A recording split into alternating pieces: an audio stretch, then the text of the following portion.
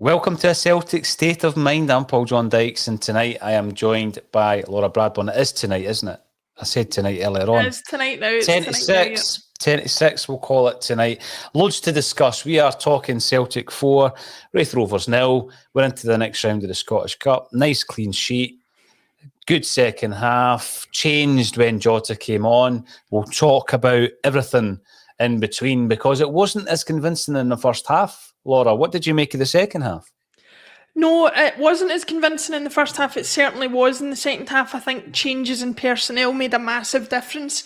And I don't want to start off on a negative, but I think if you're Mikey Johnston, you're looking at that going, I have no future at Celtic Park after that. The fact that even if no other change had been made, just swapping him for Jota was enough to make the massive difference in the game that it made. Jota came on, and don't get me wrong, not every Celtic player we're going to have is going to be of the level of Jota, but he just made it look so easy as it should have been from the start. And it had everything Johnston has, but with end product at the end of it as well. Yeah, you like what you said there, starting off with a negative. The half-time show could have been quite a negative show because we weren't brilliant in the first half, Laura, let's be honest. We got the goal and then we started playing in a kind of sloppy fashion. We gave Raith Rovers a fair bit of credit at half-time because, they were very well organised and it was the banks of defenders and you see all that. And you think to yourself, well, at some point during that second half, our quality and our supreme fitness over our opponents is going to shine through and we're going to maybe get another couple of goals. So that was my expectation in the second half. But it all changed, like you said, when Jota came on. So that's twofold. You've got the absolute magician that is Jota, and there's comments coming in from the comments field from Discoland, for example. Welcome to the show, Discoland. Please buy Jota. I mean, he is... We ran a show the other day, and I think it was, the icons that are being created by Ange Postecoglou, and people said, you can't be an icon after 5 minutes. But what you can see in some of these players is the potential to go on and be something special. And I mean, Jota's technique is unbelievable. There's a moment down the left-hand side where he's got absolutely no right to beat his first man, never mind his second man. And he still manages to get it and win the corner. Now, it could be argued that Mikey Johnston won a few corners in the first half. Yes, he did. But I think anyone watching that, and this is with Celtic's best interests at heart, Laura, anyone watching that game for 90 minutes, it's a clear indication that the drop-off in quality from our first-choice left winger to our second choice and Mikey, and let's not forget, to be 22-year-old and be Celtic's second-choice left winger is something to behold. But the drop in quality is massive. It's huge. It's astronomical. And like you said at half-time, you want young Celts coming through to make it. I would love for Mikey Johnston to make it at Celtic. And there's always these wee flashes. There were flashes in the League Cup final, Laura. There were flashes tonight at half-time, made the point he's getting doubled up, which he is. But they double up on Jota and it doesn't really affect him. He just takes the two of them on. And I get that he is a special talent. But yeah, one of the points I wanted to talk about, and you brought it up, is not only the brilliance of Jota, but where does this leave Mikey? I mean, he's been so unlucky with injury. And the move that obviously he's pulled up a muscle was a good move. He done so well to get the ball in. The ball obviously ended up ricocheting off the bar. But it's almost as if you're just expecting the next injury from Mikey Johnston, which is a shame. I made the point probably earlier on this season, Laura, that he reminds me a lot, and I don't mean he's any better or worse than, but just the build of the player. He reminds me a lot of Lewis Morgan. And Lewis Morgan went over to Inter Miami, where he's absolutely lauded as a player. I think he won their version of the player of the season last year, most valuable player. Different style of game, perhaps more space, maybe not as fast and furious as a Scottish game, and he's absolutely flying. And I just think that Mikey Johnston's got a lot of talent. There's no doubt in it, but I just don't know how many times we're going to have this discussion, Laura, before it gets to the point where we think, yeah, maybe his future lies elsewhere.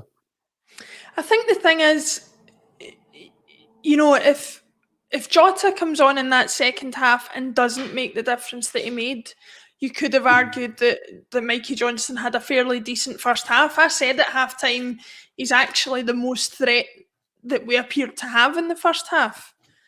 But obviously Andrew's looked at him and gone, there's no end product there. I know if I bring Jota on, there will be end product. And that proved to be exactly the case.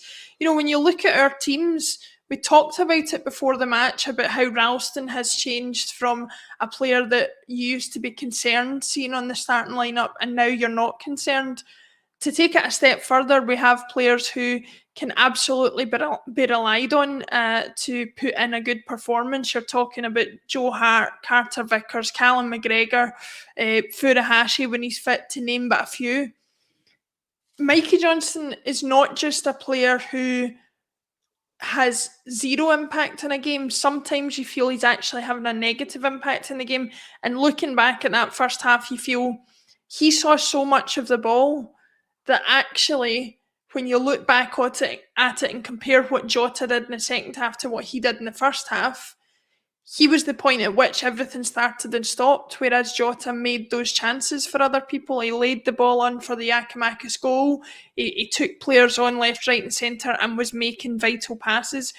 I take no pleasure, like you said, in talking down any Celtic youngster or suggesting that a Celtic youngster has no future at the club. But as for Mikey Johnson, there are other players who have had less chances than him. And I feel he's had enough now to prove what he's about. And with all due respect to Raith Rovers, if you come out of a game thinking Mikey Johnson didn't do it against Raith Rovers, what kind of a level does that suggest that he'll be able to play at? Certainly not one that Celtic would be aiming for, I wouldn't suggest. No, and sometimes, Laura, it's just the change that a player needs. And perhaps he can play at a similar level just somewhere else. And there was talk in January there about a proposed move to Aberdeen breaking down, and they've eventually come in and taken Adam Montgomery instead. But, you hear Celtic players within the squad talking about the talent of Mikey Johnson. But really, you've got to ask yourself, yes, all these injuries would have affected any player. And there was that infamous moment where he's wanted to prove to the gaffer he can keep playing. He stays on. He gets injured, and obviously Neil Lennon was not happy. He was out for a long time after that. But yeah, we'll try and verge on the positives as well, because there were some. I mean, one player gets out injured and another one arrives, and Julien, we'll talk about him.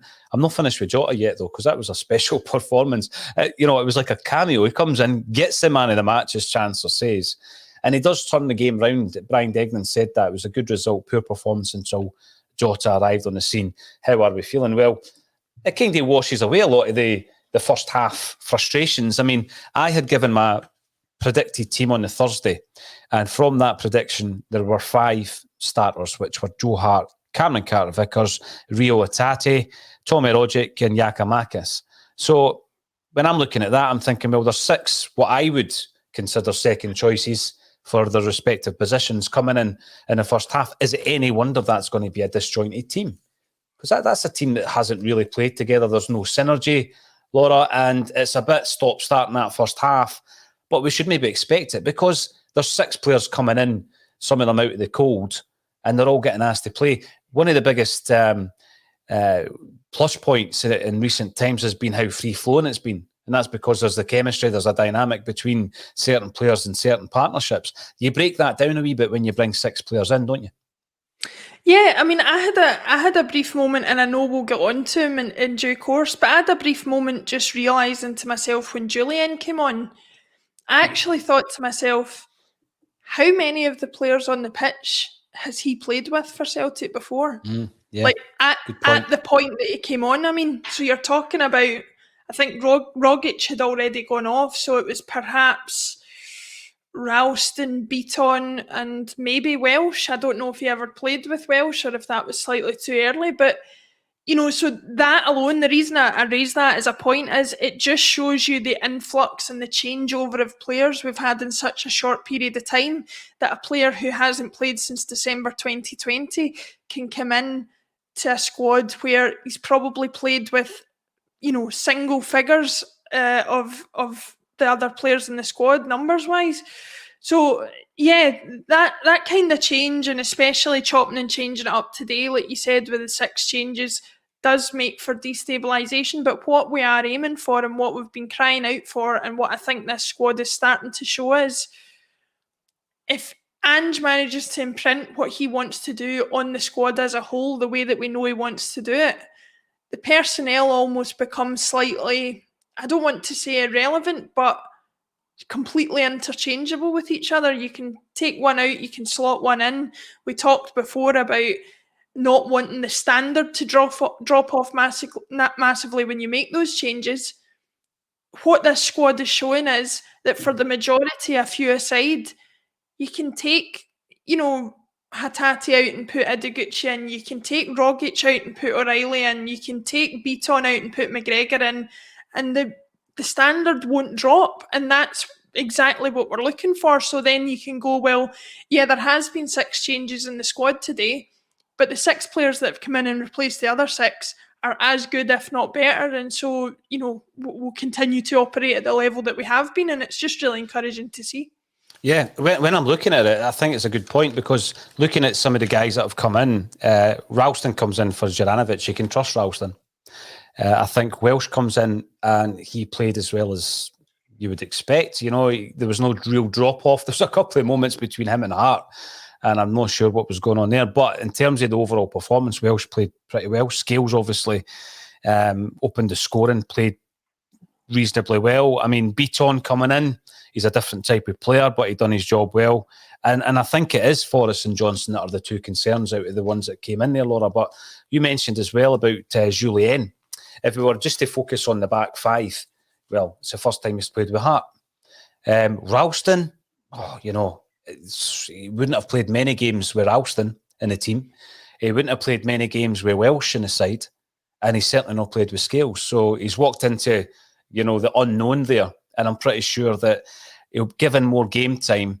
It will get to that point where if Starfield drops out and Julien comes in, you're confident he's going to just slot right in there, And it was great to see the big man coming on, because it's been a long, hard journey for him. There's been a few setbacks, I'm sure, because I don't think anyone expected it to be 14 months out. People are asking, is he ever going to come back? When he comes back, what version of Julien are we going to get? So yeah, he's been eased in tonight. And I think there's a good point here on Twitch. See, we do bring up Twitch comments. Ian Mack, 65, thanks for getting involved, pal. What did I say? No doubt in my mind that if Maeda, Jota and Abada were on, we'd be 3 or 4 up. There is a complete difference in quality. Certainly, Jota and Abada. We could have that discussion around Maeda and Giakoumakis as well at some point tonight. But Jota and Abada comes on for Mikey and Jamesy Forrest, and they step up in standard, intensity. I just think that what was lacking with James Forrest tonight, Laura, was almost like a directness. The play, he's getting the play, he's in a good position, and he's coming inside. There was no really, for me, any danger from Jamesy Forrest. And even when it seemed to open up for him, and he's going to take a shot, but there's a player there, so he takes another sidestep, and there's another player in front of him. And I think he'd done it 3 or 4 times. He almost ran into his own player. What's your concerns with Jamesy Forrest? If we've spoken about Mikey Johnson on the left, what's your concerns with Jamesy? Because there comes a point where you think, right, he's had enough game time now. He should be contributing better than he has been. He wasn't great tonight. Well, listen, we've talked a lot about the concerns we had about Julien coming back and having a massive injury and wondering if we'd ever see the same player again. I don't think enough people have voiced those concerns about James Forrest. People forget how much of last season he missed, I think, and the size of the injury he was coming back from. And for a player who relied so much of his career on pace, time waits for no man. He's 30 years old now. He's come back from a serious injury. He has previously relied on pace. It looks to me like he knows that he can't rely on that anymore. Now, I might be speaking way out of turn here. Maybe he can. Maybe that was just the way he chose to play today. But that point you're making about him continuing to cut inside and run into players, I think that's because the way that he's played over the years to me has always been that he's been a player who can knock it past somebody and run. Mm-hmm. And I've not seen him do that very often, if at all, since he came back from this injury. My concern is that potentially he has lost that from his game. And without that, I wonder what he brings, because it was a major part of his game. Now, I'm not saying he's not a good footballer in other senses, but it's the same as with any player.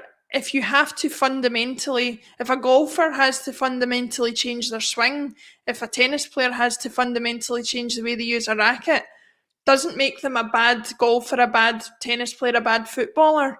But they're certainly going to take a long time to adapt, even over and above coming over that injury. And my concern is that James Forrest has had to make such a massive change to the way that he plays his game that it might take him a long time to get used to that and to be as effective as he was before, if he ever does become as effective as he was before. Yeah, I mean, first and foremost, Laura, let's remember 30 is young for some people on this broadcast. But I go back to an interview that I remember Michael Owen giving, and I'm not comparing the players, very, very different type of players in a different position, Forrest and Owen.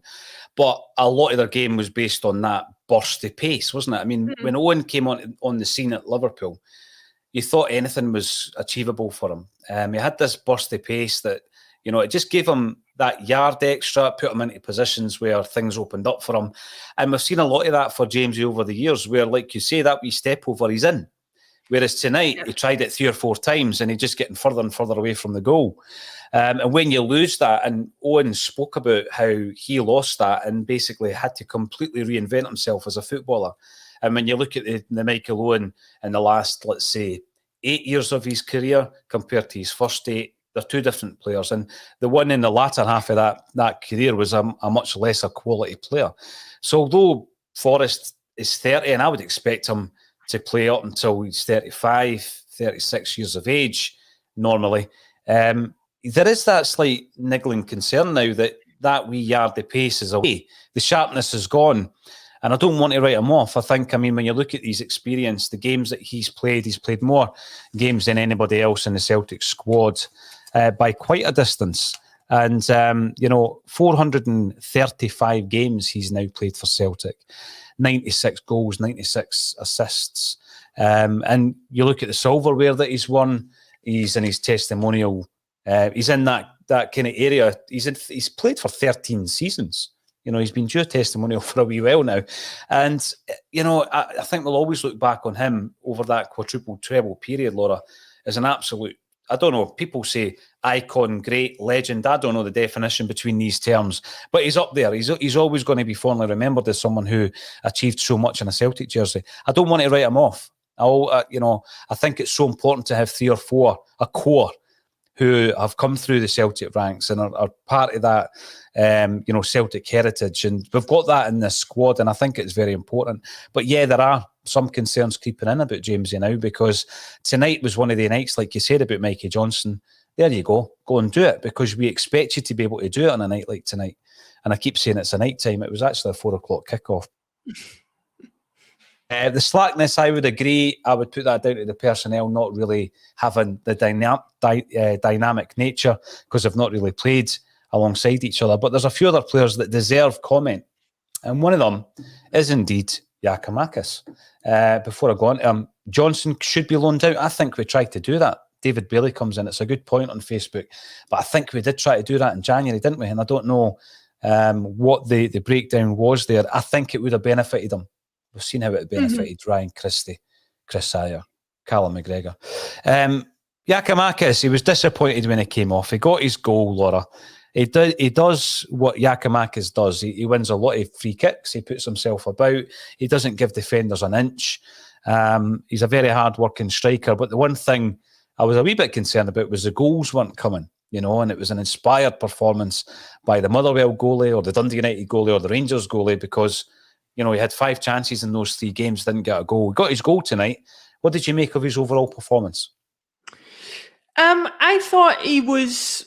The word nuisance springs to mind, and I think that is the way in which he plays his game an awful lot. And I think there's an effectiveness to that, and a role for that in the team that he certainly he does play well. I think, like Alan Robertson says there in the comments, GG deserved that. I think he did deserve it. I think you could see in his reaction that he's desperate for goals and that he's frustrated that he's not getting those goals. So I think he did fantastic to be in the position that he was in, because let's not forget, for that goal, he's got to keep up pace with Jota. He's got to be in line with where Jota's at. Everybody says, oh yeah, Jota rolls the ball across, and all he's got to do is tap it in. He's got to be in the position to tap it in, and part of being a striker is doing that as well. So I think he did more than enough, and I think that's the other thing as well, is this is where you get into a danger of comparing strikers in terms of goals.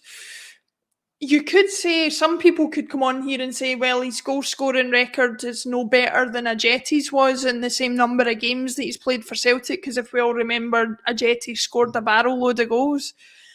The problem with Ajeti in comparison to Giakoumakis is, and I know strikers are meant to score goals and that's what they're there to do, but if you're Ajeti, it seems all he contributes is goals. If he's not scoring goals, he's contributing nothing to the team.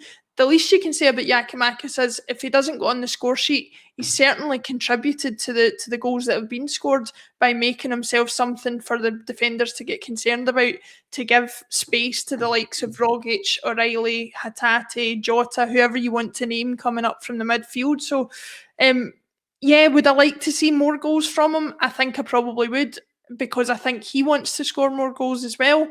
But I think also that he is still providing something to the squad that another player with the same number of goals might not be, and therefore I think he should be looked at in a slightly more positive light than other players with an equal number. Mm-hmm. Yeah, Ajeti. You're pulling that name out of the bag as well, Laura. But going back to the point you made about Jullien coming in and being someone who, you know, 1 week you might get Cameron Carter-Vickers and Starfelt, the next week you might get CCV and Jullien. I think similarly with Giakoumakis and Maeda, whereby there is no clear fire first choice between the two. I don't think, from what I've seen. Obviously, Maeda comes in and scores a goal as well. I don't think there's a surefire first choice. I think, you know, Ange is going to look at the opposition and he's going to look at which player suits the opposition better until Kyogo comes in and he's by far and away the first choice centre forward. But yes, I think Giakoumakis done himself absolutely no harm tonight. He was disappointed when he came off, and of course what then happens is his replacement comes out and scores. And it was a really well worked goal. I know that it was a second attempt, good save by the goalie, but it was a really well worked goal where we have actually scored from a corner. You know, I know it was a secondary header, but Abada, flights it in. Ralston with a header. Important header by Ralston. Oh, do you know something? Having been on with Alan Morrison, he would tell you that's your confirmation bias showing that we scored from a corner. That's what he would say. We don't do it very often, though, do we? To the point where when O'Reilly came in, I was thinking, wow, we've got another guy that can flight a corner. And I just think it's one of the ones, and again, Jullien's name gets thrown into the mix when we're talking corners. We've been very ineffective in terms of goals from corners. I know that there's going to be probably a train of thought that says, you retain possession by winning a corner, which seems alien to me. It does at the moment seem alien to me. And then you just get the corner back into play and keep the possession to try and craft open an opportunity. But we scored, not directly, but we scored from a corner tonight, which is tremendous. And we've gone on to get a fourth. And that brings me on to Funkman05. Great name. I am really confused. The guy who was booked for the stamp on Maeda was also the same guy who handled the ball. Right? Correct. And somebody else got booked for the second issue. Now, we mentioned at halftime we weren't big fans of this referee. And there's been previous, etc. But tonight, you look at that, which was just absolute nonsense watching that. Now and again referees are going to make a wrong call, but that there, booking the wrong player when the guy who was actually responsible for the handball would have got a second booking and a sending off, and then even if you want to throw into the mix Raith Rovers penalty shout in the first half to try and balance it up, it's the poor standard, Laura, isn't it? That's the frustration here. Before we go into anything else, and I know that Alan's writing a very detailed blog on Celtic by Numbers, looking at big decisions that aren't going Celtic's way. And he's doing it very well and in a very balanced way. But I think when you watch tonight's game, the standard is very poor for both teams. Yeah. I think, I said this to you before we came on air. It's important, I think, to point out situations like this, because so often you can think that the refereeing performance is poor and then you only cite the instances in which it's against your team. And we've seen plenty against Celtic this season. In this instance, what I saw was, and yes, we'll go into the second decision, but, Raith Rovers could be sitting there suggesting they should have had a penalty when they were 1-0 down, and maybe that would have changed the game. They could have come back to 1 each, and maybe that would have made a difference. But for anybody watching who's confused, so basically what happened was, obviously, Sean Mackey, the loanee Hibs player, was booked for a tackle on Maeda out on the touchline. He was then the player who handballed the ball for the penalty that Beaton took. Wasn't the only one that tried to handball it, mind you. Masonda for Raith Rovers tried to handball it as well. But anyway, he handballed it. There was confusion because the referee then flashed the yellow card, but it wasn't clear who he flashed it at. And then it came out via the fourth official that the player who'd received the booking for the yellow card was Ryan Matthews, but that he received the booking for the handball, not for anything else. So confusion reigns. But the reason that it is worth highlighting is because it just shows you, like you say, this is not about conspiracy theories. This is not about saying that there's somebody at the SFA who's phoning referees and saying, give Rangers all the decisions, don't give Celtic any of the decisions. This is about just seeing a situation that would rarely, if ever, happen in any other league in the world, where there's a referee who doesn't even appear to know which player's which, who's handballed it, who's not, who he's booked, who he's not. What I can't even get out of my head, and this is me just speculating here, but I can't get out of my head, the fact that did he book the wrong player thinking that was the player who handballed it, or did he realise that he had booked Mackey twice and not sent him off, so he changed who he had booked because it was such a random flailing of the card? Do you know what I mean? I can't even tell really what I believe, or whether it's just he said to the fourth official, tell them it was Matthews, tell them I thought Matthews did the handball. So it's just shocking all round, and it's the type of thing that, we talked on Friday on the bulletin about how the Celtic Rangers match the other night was the biggest match in European football, and how all eyes were on it. Mm-hmm.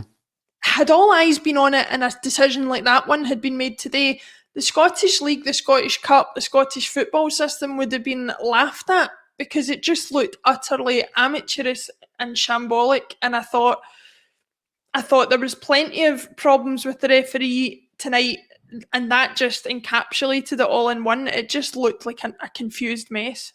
Yeah, it did. It did. And by the way, if it was the latter, Laura, and he's thought, oh no, I booked him twice, let's just pretend it was Matthews that I booked, that would not surprise me. That kind of thing doesn't surprise me in Scottish football.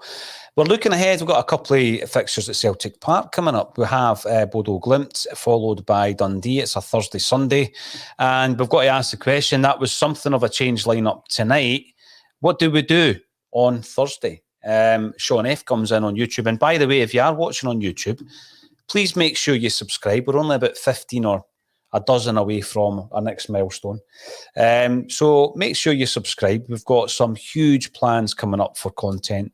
And if you subscribe and hit the notifications bell, you will not miss it, as well as your 12:30 daily bulletins, your match day bulletins, etc.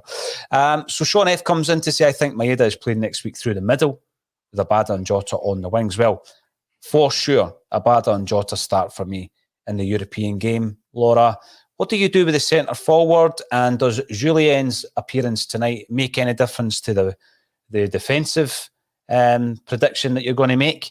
And of course, Ideguchi. We've not really spoken about Ideguchi. He came in, he was tidy, he played pretty well. How do we shape up in the midfield? What are you looking for on Thursday night in terms of the team selection? I think in terms of team selection, assuming injuries don't play a part in any of the changes that were made tonight or this afternoon, I should say, I think Starfelt will probably be back in to partner Carter Vickers. Whether Juranovic is match fit or not remains to be seen, but I would expect Ralston to come back in. I would like to see Scales at left back again, because I thought he did enough to merit a start on Thursday, and Joe Hart in goal. That kind of makes the decision for itself. The big changes I would like to see made on Thursday is that I think we can't go into Thursday's game without McGregor being back in the middle of the park. Again, I don't know what the situation is with O'Reilly and why he was kept out, but assuming he's fit, I would want him back in. And to steal an idea from Tony Haggerty, I would like to see him partnered up with Rogic, because I don't think we've seen that yet. I think that would be interesting.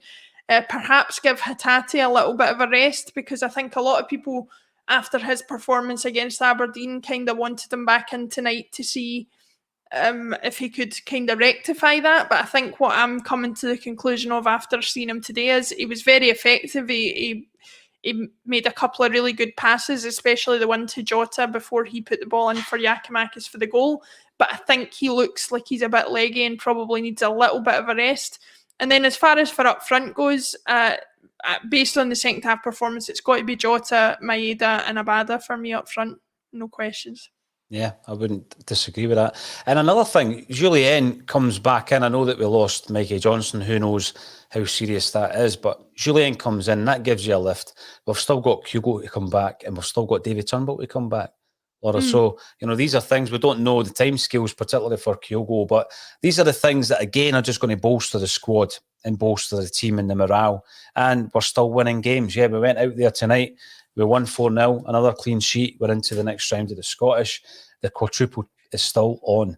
A few points coming in after your comments about the refereeing decision. Stephen Gallagher, confusion reigns in almost every game by the officials. Brian Murphy, the standard of refereeing in Scotland is appalling. We've got Peter Caloyero, referee, Shada Graham Paul in 2006 World Cup, where he booked the same player 3 times. Martin Jock Johnson, the refs are embarrassing, make the SPFL look so bad. I think we've got a thread going on here, and Sean McGee, standard of refereeing in this country, is an utter disgrace for all teams. So we're not happy with the refereeing. We've called it out, even though we've won fairly comfortably in the end. Jota was absolutely untouchable this evening. He comes on and wins the man of the match. Mikey Johnson is possibly injured, and we get Chris Julien back. So all in all, a good day at the office, Laura. Thanks everybody for getting involved. 1,200 strong on a live stream after a Raith Rovers Scottish Cup victory. If you haven't subscribed on YouTube, make sure you do that, and you won't be missing some of the big content coming your way.